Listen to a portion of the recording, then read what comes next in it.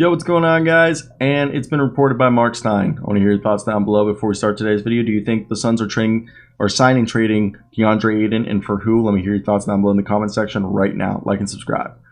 So the Suns are engaging in sign and trade talks for Deandre Ayton. What seemed clear with less than 3 weeks to go until free agency commences June 30th is that Phoenix is increasingly expected to engage serious sign and trade talks centered around Ayton, with external skepticism only rising regarding the Suns' willingness to make a hefty long-term investment in the center, which is interesting in itself. So let's talk about that. Let's hop into today's video.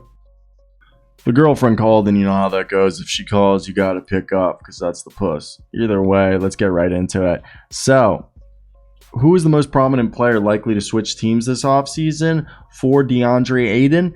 And, you know, it's pretty interesting because we got Ayton's ahead of Rudy Gobert. I don't think they'd go for Rudy Gobert. Obviously, the Suns would never do that. But there's Detroit's Jeremy Grant. There's Atlanta's John Collins, and there's Toronto OG Anunoby, as well as the Stars, whose current teams can significantly outbid the field in free agency, most notably Chicago's Zach LaVine and Washington's Bradley Beal. Also, Bradley Beal's announced over the last month that there are nobody who's getting him. Bradley Beal is known for saying, in essence, that he wants to be the Dirk Nowitzki of the Wizards in terms of playing for a franchise that drafted him number 3 overall for the entirety of his career.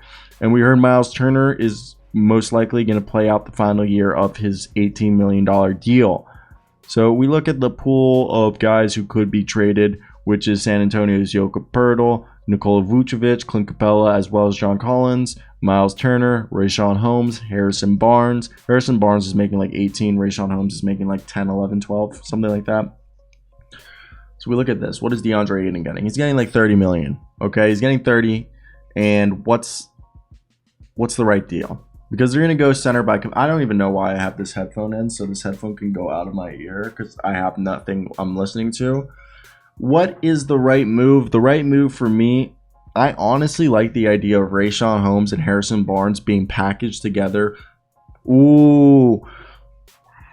Okay, would the Kings take Deandre Ayton and 1 or 2 future protected first-round picks for the 4th overall pick, Rayshawn Holmes and Harrison Barnes? So Deandre Ayton, 2 future protected first-round picks for the 4th overall pick, Rayshawn Holmes and Harrison Barnes. Would the Kings do that? I know the Suns would do that. The Suns would do that in a heartbeat. But would the Kings do it? That's the question that everyone's asking. Okay? And I really don't know if they would. The other deal, I doubt Nikola Vucevic. I could see a John Collins deal. John Collins, and they throw in Danilo Gallinari, and then they cut Danilo, and they save themselves, like, what is it, $16 million in cap space? That could be a deal. I don't see them going for Jakob. Well, if they do a Jakob Poeltl, Keldon Johnson deal, but the thing is, the Spurs wouldn't give up Keldon Johnson because we all know how good Keldon Johnson is. So that's not happening. And it just all becomes it's a juxtaposition that the Suns are in. The Suns have no leverage. Okay, the Suns have no leverage, in my opinion, because everyone knows that they're trading these guys. So what's the deal? Also, I'm about to cut my hair, I think. Got to cut into some Italian haircut. Yeah, so that's the video. NBA show down below. What do you think the Deandre Ayton sign and trade will look like? I've made so much content over the past few days. It's honestly quite ridiculous. But I hope you guys did enjoy this. Like and subscribe. Do all that good jazz. Till next time, guys.